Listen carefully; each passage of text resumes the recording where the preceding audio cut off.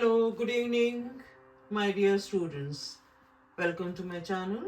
Today I am giving you 5 most important, rather I should say, the expected questions from the chapter Contemporary Centers of Power, Chapter 2, Book 1. This chapter carries 6 marks. Okay, so this chapter, the marks allotted from this chapter are 6 in the boards. Now, the topics which you need to cover, which we are going to cover, and the topics on which topics I am going to focusing in this chapter are: the first topic, if you will see in the book, is given European Union. The second topic that is Association of Southeast Asian Nations, that is also known as ASEAN. Then the third is the rise of China as an economic power. And the fourth one, recently these two topics are added from the both sides, and these are Japan and South Korea as emerging powers. Okay, right? So I think these 4 topics which I have said are clear to you. If you will open your book, and your chapter starts from page number 15 right here, so you can easily see in your book these all the topics are in sequence, are in order. Okay. Now, in this chapter, we would highlight on these emerging alternative centers of power, and of course, we'll also assess their role in the future. Okay, we'll try to assess what is their role in the future here. Okay, my dear students, you have studied in your previous chapters about the end of bipolarity. Everybody knows this chapter, end of bipolarity, that is the USSR disintegration. When this integration has taken place, the entire scenario in the world politics is also changed here. Okay, it was quite clear that the alternative centers of political and economic power could limit America's dominance here. Okay, so our focus is on, do we have any other alternative power in the world to check the influence of American dominance. Okay. Now, so in Europe, the European Union, and in Asia, ASEAN have emerged. Okay. I'm repeating my sentence. In Europe, European Union, and in Asia, ASEAN have emerged.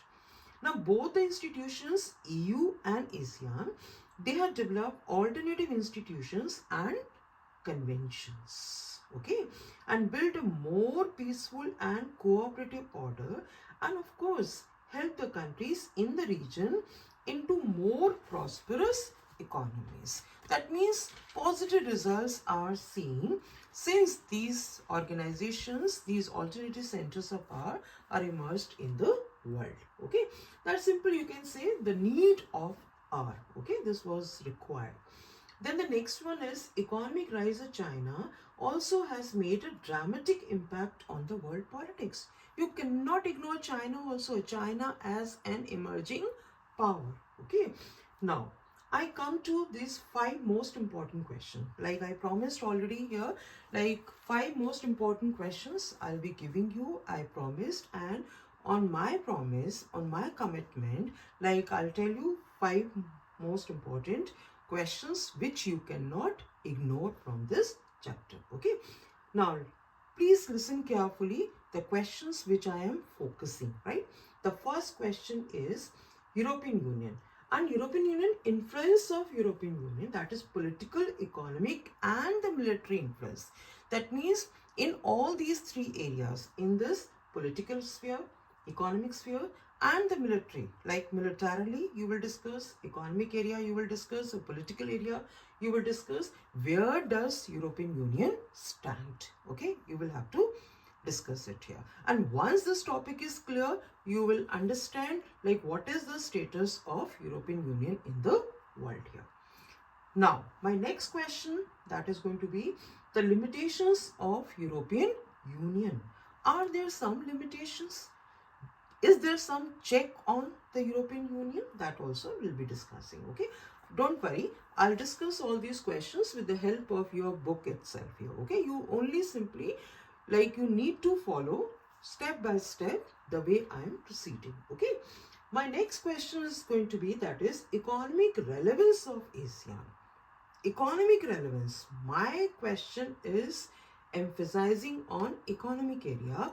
Is there some relevance of ASEAN in the field of economic? Okay. Now, the next is China's path in economic growth. China's path to economic growth. Because I already said China as an emerging power, right? China as the next superpower. So here, financially, where is China standing? Okay, right. Next, short notes on Japan and South Korea also. Okay, right here.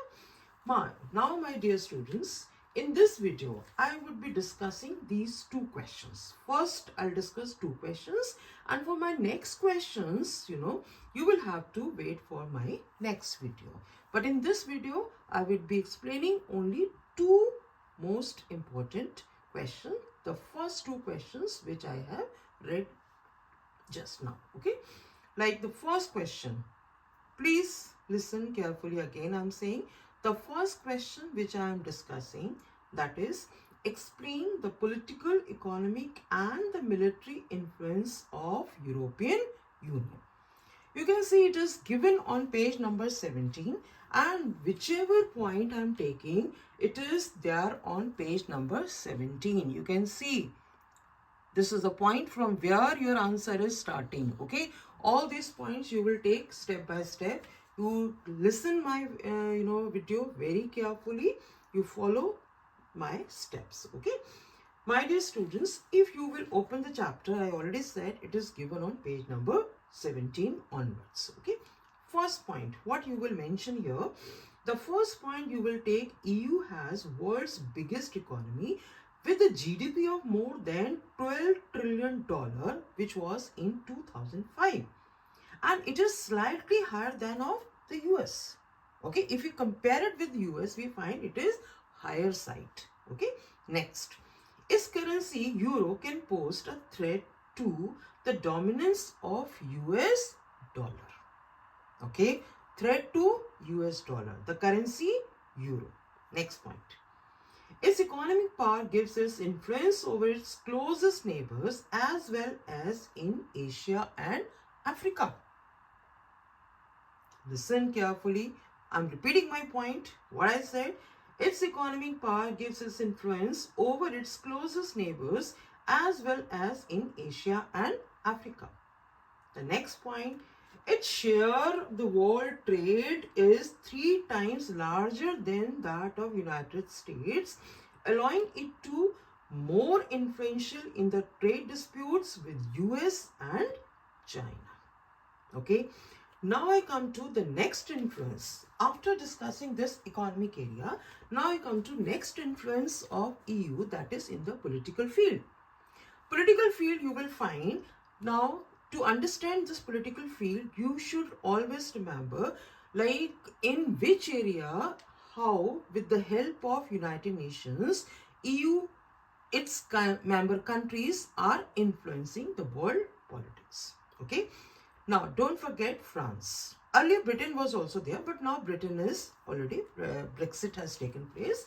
So France holds permanent seat in Security Council right here, and France is quite sufficient. You can understand here, if he is holding a permanent seat in Security Council to influence the UN policies here. Okay, permanent seat, Security Council, there are 5 permanent members in Security Council. Out of these 5 permanent members, we find France, one country from Europe, that is there in Security Council. Okay, the next point here, EU countries in United Nations Security Council are able to influence some US policies, such as the current US position on Iran's nuclear programs. My dear students, EU's use of diplomacy, economic investments and negotiations force has been effective, as in the case of its dialogue with China on human rights and environmental degradation. Okay, right? After these 2 points, economic we covered, political we covered, now we come to military grounds. Militarily, what is the status of EU? Okay, right? Now, listen very carefully. Now I'm coming on to the third area, that is military. Okay, first point, EU's combined forces are second largest in the world. If you will compare, you will see the military strength of EU, you will find second largest in the world. The next thing, if we calculate its defense expenditure, it's second to the US. Now, in the defense expenditure field also, it is second to US. That means not less than US. In every field we are finding EU is not less than US. Next point you will take here, that is, it also experiences nuclear arsenals of 550 nuclear warheads. As far as space and communication technology is concerned, the EU is world's second most important source. I think after discussing these three areas, this first question is very much clear to you. EU and its influence in which areas? In political area, economic area, and in the military area. Okay, right? So if you cover these all the points, your first question is completed. Okay, right? Now come to the next question. The next question is, that is, the limitations of EU. What are the limitations of EU? Okay, as for the limitations are concerned, there are many areas which EU wanted to do but is not able to do. So what are the hindrances? What are the obstacles? What problems it is facing, the EU is facing? This is what we are going to cover in this topic. Okay, now the first point I tell you, that is on the complexity is concerned. Okay, right here, complexity in what sense here? In the decision making process. Now, right, the same manner, it means this is EU is not able to take decisions the way it should take decisions, right here, and it is found distant from the citizens here. I must tell you, like, many feel that EU is distant from the everyday lives of the citizens here. Okay, the same manner, one more limitation it is facing, that is here, Euroscepticism.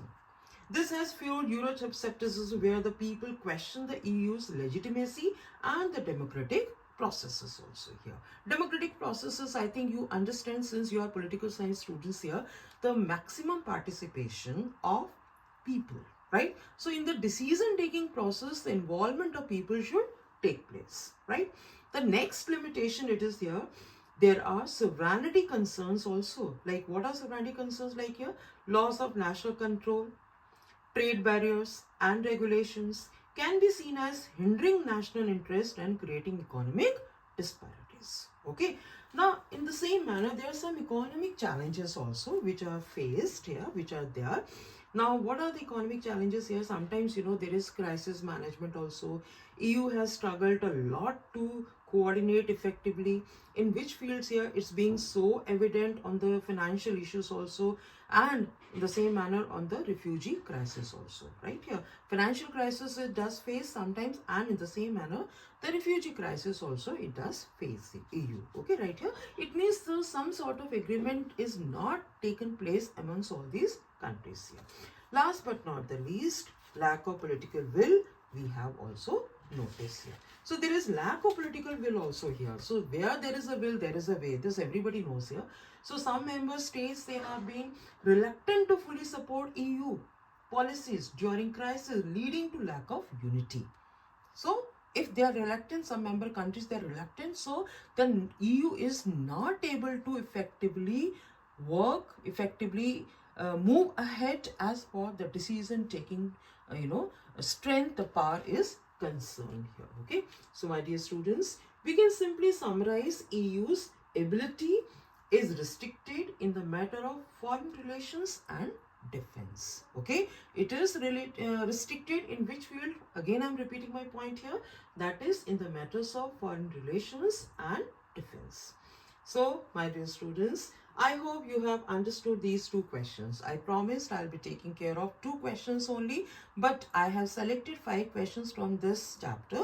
But you will have to wait for my next video, where I'll be taking care of rest other 3 questions, which are also very, very important from this chapter, which are expected to be there in your forthcoming examination. Okay, right here. So my dear students, keep following my channel. In every video you have something new and informative for you.